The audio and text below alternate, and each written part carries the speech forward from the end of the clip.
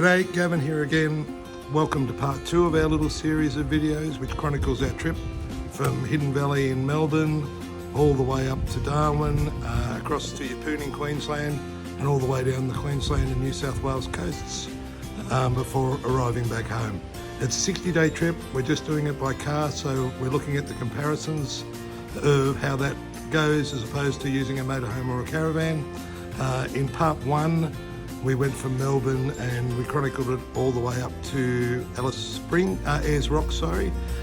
Part 2 takes us from Ayers Rock to Alice Springs and beyond. Thanks for watching.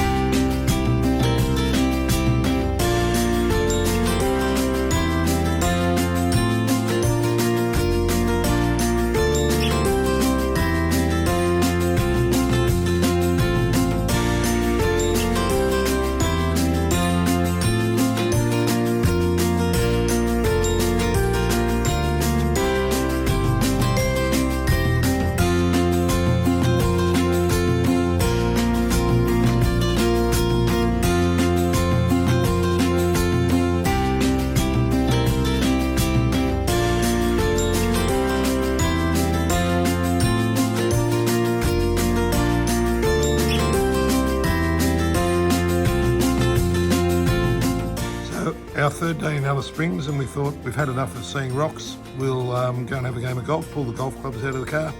So we went and had a game at Alice Springs.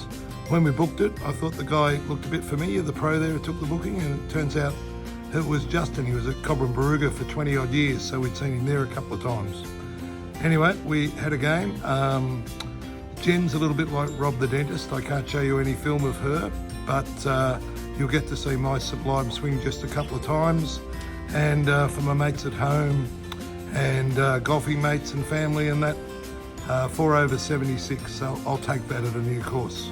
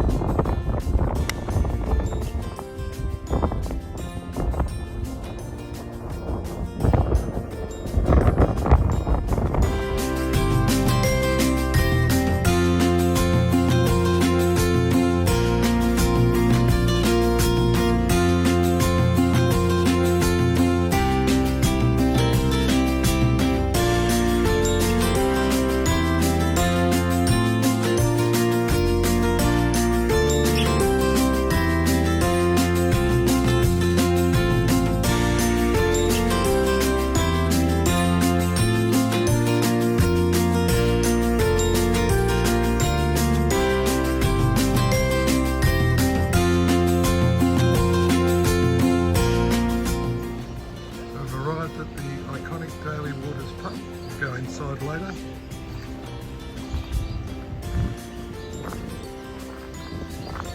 We came from Tennant Creek this morning. To be honest, there wasn't too much going on at Tennant's Creek.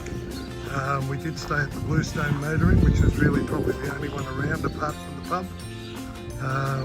I'd recommend if you do stay there, upgrade your room to one of the more expensive ones. At least you get a bit of a table and that sort of thing, but we couldn't really wait to get out of there and come to here. This has got a bit of everything. I've been looking forward to this for quite some time. There's a KFC sign up there, even though it doesn't actually have one. You'll notice the old plane.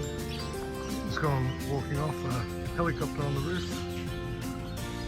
The Outback servo. The place is just amazing. Junk everywhere. Ned Kelly was here by the look of it. Kevin the saltwater crocodile. Oh my god, there he is.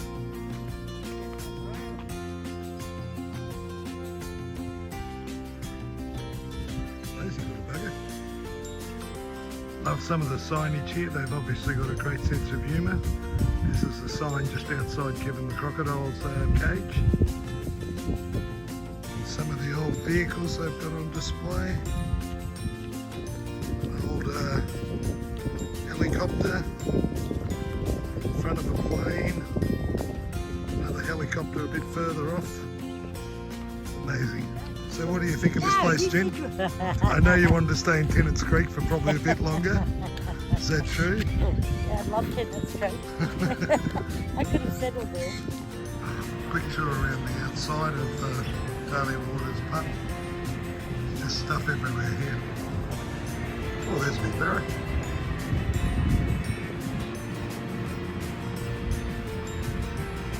One of the bra lots.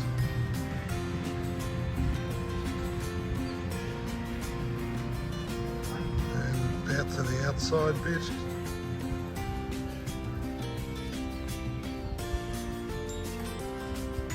Entertainment stage. This place just got everything. It's unbelievable.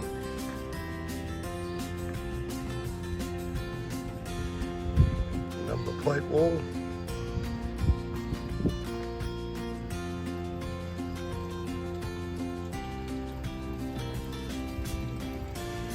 To the, all the shoes and thongs hanging around.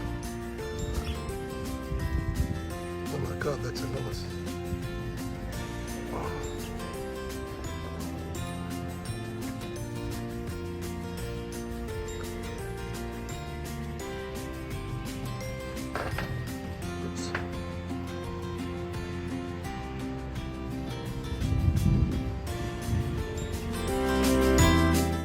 The Daly Waters pub was just fantastic. There are virtually no locals and the place is full of travellers just like ourselves. I thought drinks would be expensive, but $15 for a schooner and a Pinot Grigio was a nice surprise. They also had a 2-hour happy hour where a pot and wine was only $8.50. And don't worry, we made the most of it. Jen's like human burly, she just attracts people. So by the time we had dinner, we had another 3 travelling couples with us. Great food and great like-minded couples. Daly Waters is the only place we are visiting twice on our trip, and I just can't wait until we get back there.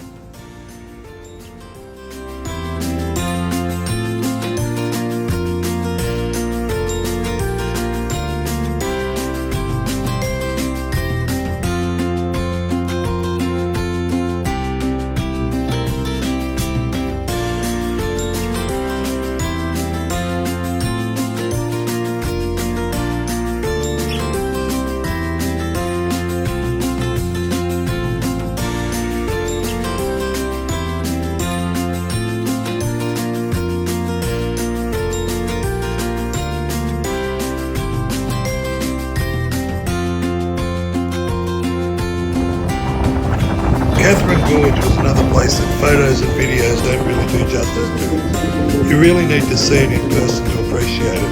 Its natural beauty, it's just amazing. We did the 2 gorge tour, which I'd recommend, as although the first gorge was great, the second gorge was just mind-blowing. I'd seen it in videos before, but you really do need to see it firsthand.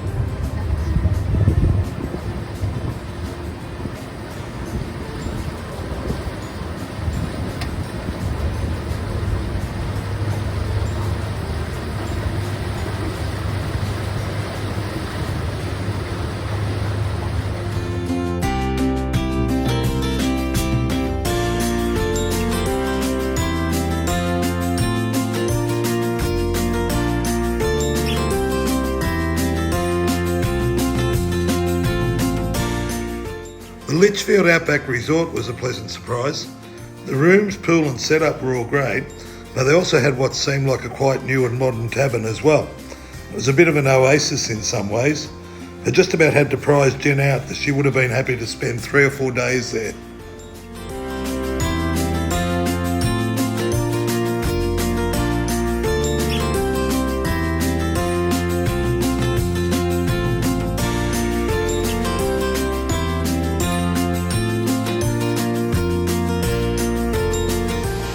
Beautiful Florence Falls in Litchfield Park.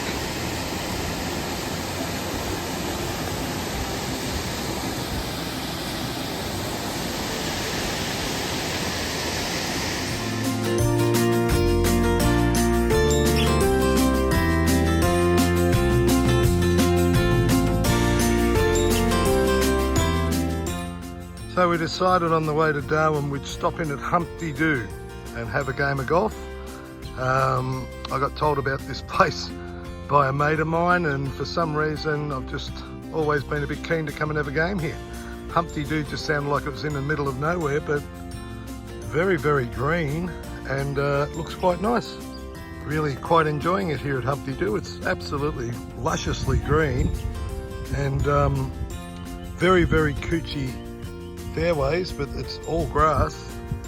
And I'm not putting and chipping as well as I'd hope, but it's a good challenge. You can't run anything up, and they've got the different tees it's only 9 holes, but for the 18 holes they've got totally different angles and everything on most of the other ones, so that's going to be interesting when we do the back nine.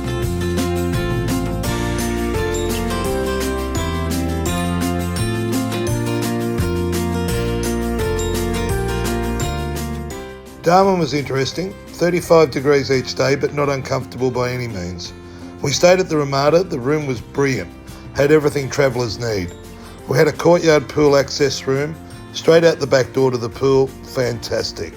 They must have made a mistake, less than $160 per night, and that included a $44 per day brekkie allowance. We did the sunset buffet dinner, visited the World War II oil tunnels, and let our cultural side come out with visits to the Aviation Museum and the National Museum, which were both very, very interesting.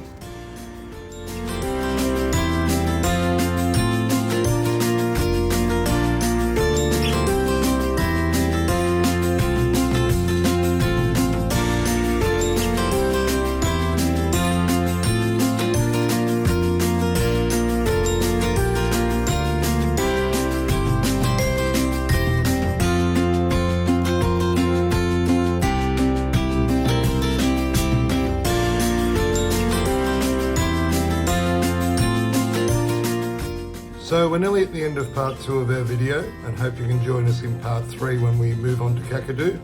I did just want to say a couple of words about the trip up here. It's a long drive from Melbourne or even from Adelaide up the Stuart Highway.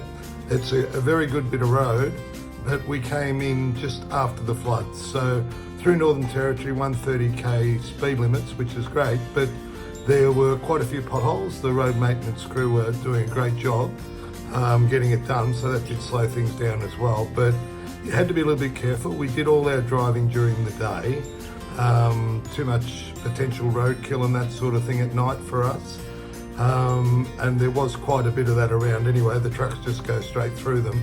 So another little hazard a lot of the time were the birds that were feasting on the roadkill, so whether they be the crows, eagles or kites they may have even been. But we had to slow down quite a lot for those as well, because the big eagles and that, they take a little while to take off. So we didn't want one of those across our windscreen. So as I said, that's virtually the end of part 2. Please join us again for part 3, and we'll continue our trip.